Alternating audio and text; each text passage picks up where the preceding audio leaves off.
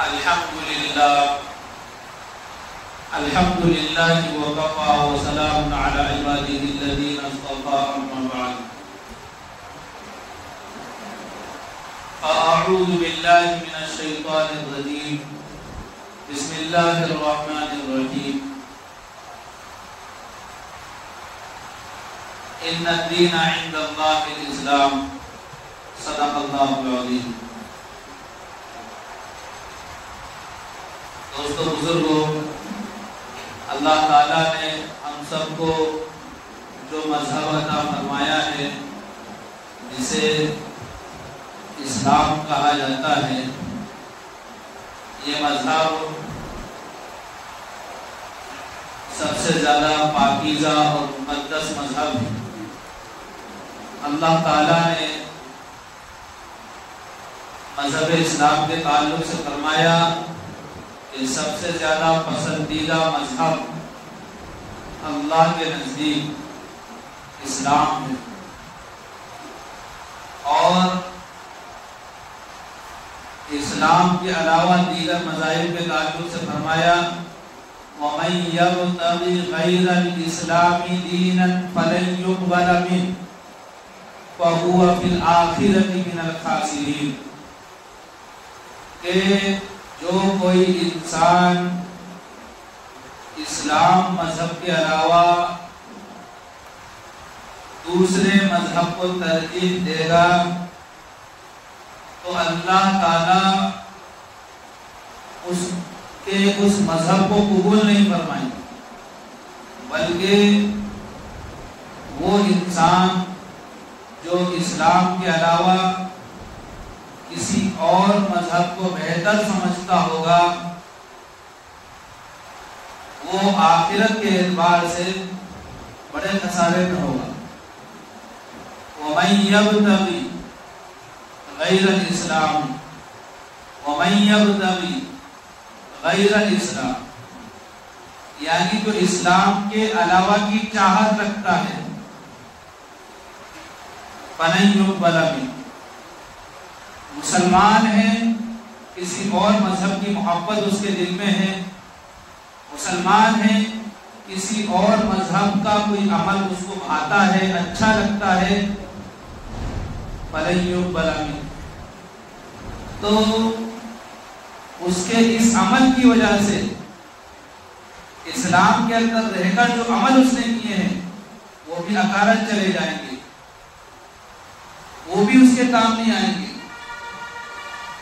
اس لیے کہ اللہ تعالیٰ نے جس مذہب کے تعلق سے پسندیدگی کا اظہار فرمایا ہے وہ اسلام ہے، اور اسلام کے علاوہ مذہب کے تعلق سے فرما دیا وَلَن يُقْبَلَ مِنْهُ، قبول نہیں کیا جائے، بلکہ ایسا انسان فَهُوَ فِي الْآخِرَةِ مِنَ الْخَاسِرِينَ، آخرت میں گھاٹے اور نقصان میں ہوگا. حضرت مولانا اشرف علی تھانوی صاحب رحمۃ اللہ علیہ نے 100 آیتوں سے ثابت کیا ہے کہ جو انسان دنیا میں اللہ کو رب مان کر اللہ کے احکام پر عمل کرتے ہوئے رسول اللہ صلی اللہ علیہ وسلم کے طریقوں پر زندگی بسر کرے گا، اللہ تعالیٰ دنیا میں اس کو جنت کا مزہ عطا فرمائے.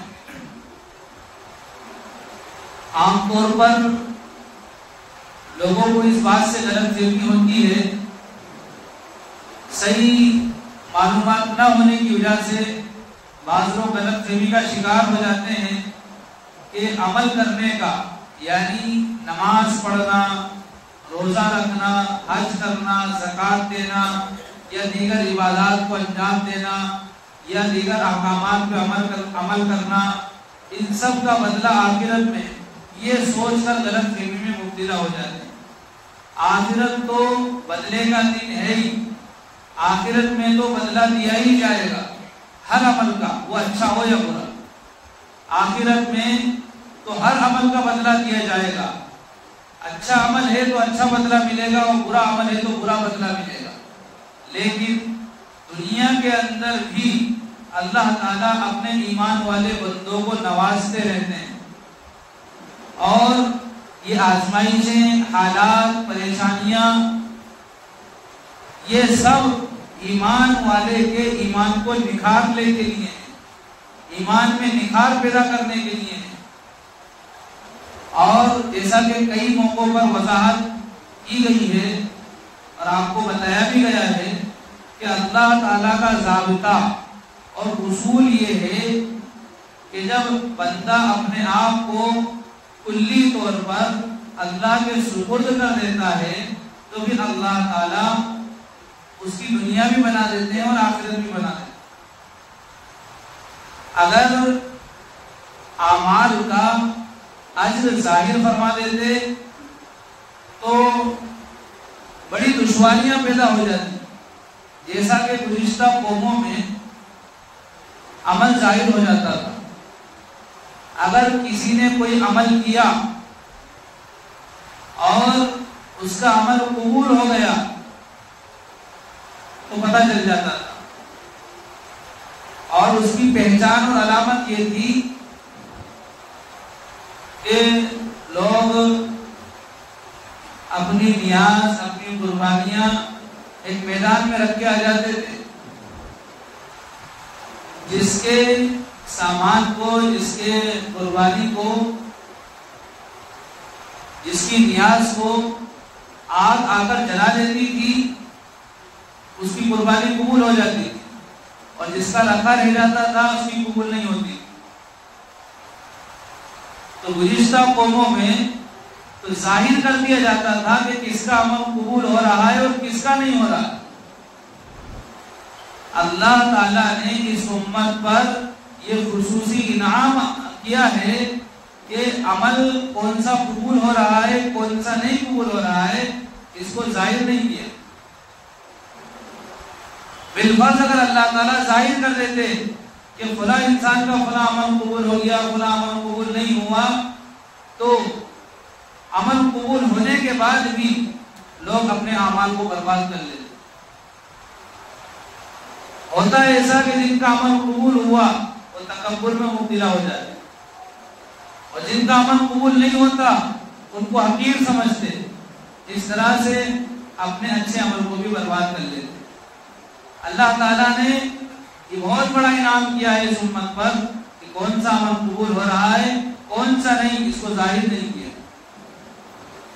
اس لیے اسلامی تعلیمات میں سے ہے کہ ہر انسان کے بارے میں اچھا گمان رکھو، اور ظاہر کو دیکھو، باطن پر حملہ نہ کرو۔ ظاہر کو دیکھ کر بات مان لو، اس کے باطن پر حملہ نہ کرو۔ جیسے کہ بعض لوگوں کی عادتیں ہوتی ہیں کہ کسی انسان کے تعلق سے کوئی نظریہ بنا لیا اور اس کو اس طرح سے بیان کر دیا کہ گویا کہ وہ برائی اس کے اندر موجود ہو۔ انسان نے اپنے ذہن میں کوئی خیال بنایا کہ فلاں انسان کے اندر یہ برائی ہے یا یہ کمی ہے یا ایسا ہے، اور اس بات کو اس طرح سے اس نے پیش کر دیا کہ جیسا کہ اس کے اندر وہ بات موجود ہی ہو۔ حالانکہ بعض دفعہ ایسے واقعات رونما ہوتے ہیں کہ جب سامنا ہوتا ہے اور بات کی جب تحقیقات ہوتی ہے تو وہ آدمی ان باتوں سے کئی دور ہوتا ہے، کئی گنا دور ہوتا ہے۔ اس لیے فرمایا اچھا گمان رکھو، ان بعض الظن اسم، اس لیے کہ بعض گمان گناہ ہوتے ہیں۔ اس لیے اللہ تعالیٰ نے پارہ نمبر 26 میں فرمایا ولا تجسسوا، کسی کی ٹوہ میں مت رہو، تجسس میں مت رہو، کسی کی ٹوہ میں لگنا، کسی کے اعمال کی تحقیق میں لگنا، یہ دوہرا گناہ ہے۔ اس لیے کہ اللہ تعالیٰ نے کسی انسان کو کسی پر نگراں بنا کر نہیں بھیجا۔ رہنمائی کرنا، صحیح بات بتا دینا اور اچھی باتیں بتا دینا، سمجھا دینا، سکھا دینا، اس کی آخرت کی فکر کرنا، اس کی اصلاح کر دینا، یہ ذمہ داریاں ہیں۔ لیکن اس کے لیے ٹوہ میں لگ جانا کہ کون سی غلطی کرے اور میں اس کو ٹوکوں، یہ اسلام میں جائز نہیں ہے۔ یہ ایک استاد کے لیے جدا مسئلہ ہے کہ شاگرد استاد کے پاس جاتا ہے، سبق سناتا ہے تو وہ تو بالکل توجہ لگاتا ہے اس بات کی کہ کون سی غلطی کرے اور میں بتاؤں، وہ اس سے الگ مسئلہ ہے. لیکن یہ قانون ہر ایک انسان اپنے اوپر فٹ کرنے لگے تو معاملہ بگڑ جائے گا،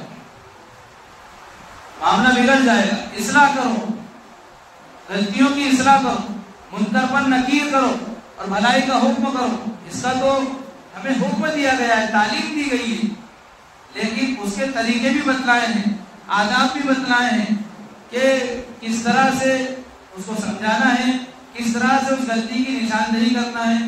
لیکن ٹوہ میں لگنا جیسا کہ عام طور پر ماحول ہے یہ بہت نقصان دہ بات ہے. معاشرہ خراب ہو جاتا ہے، بعض دفعہ بڑی کشیدگی پھیل جاتی ہے.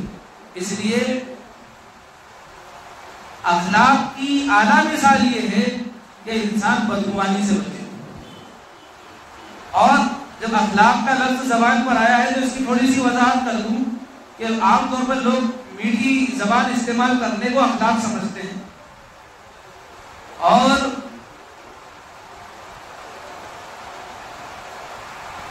اخلاق صرف میٹھے لفظوں کا استعمال نہیں ہے. لگی لپٹی باتیں کرنے کا نام اچھے اخلاق نہیں ہے. اخلاق کا سب سے اہم فریضہ یہ ہے کہ حق والے کو حق دیا جائے، اور اگر اپنا حق نہیں مل رہا ہے اور معاف کرنے کی طاقت ہے تو معاف کر دیا جائے. یہ ہے اخلاق، حق والے کو حق دینا، اور اگر اپنا حق نہیں مل رہا ہے اور درگزر کرنے کی، حق معاف کرنے کی اگر گنجائش ہے، اللہ نے اتنا نوازا ہے تو معاف کر دیا جائے. اللہ تعالیٰ نے قرآن کریم میں اپنے حبیب جناب محمد مصطفیٰ صلی اللہ علیہ وسلم کے اخلاق کی مثال بیان فرمائی ہے. اللہ تعالیٰ نے فرمایا اِنَّكَ لَعَلَىٰ خُلُقٍ عَظِيمٍ، کہ محمد صلی اللہ علیہ وسلم اخلاق کے اعلیٰ درجے پر ہے، خلوق عظیم کے آپ مالک ہیں. اور اخلاق کے 3 درجے میں آپ کو بتاتا ہوں. ایک ہے اخلاق حسنہ، ایک ہے اخلاق کریمانہ، اور ایک ہے اخلاق عظیمانہ. اخلاق حسن یہ ہے کہ آپ کا کوئی معاملہ کسی سے تھا، مثال کے طور پر کسی نے کسی کو تماچا مار دیا. اخلاق حسنہ یہ ہے کہ وہ بھی ایک تماچا مار کے بدلہ لے لے، یہ اخلاق حسنہ ہے.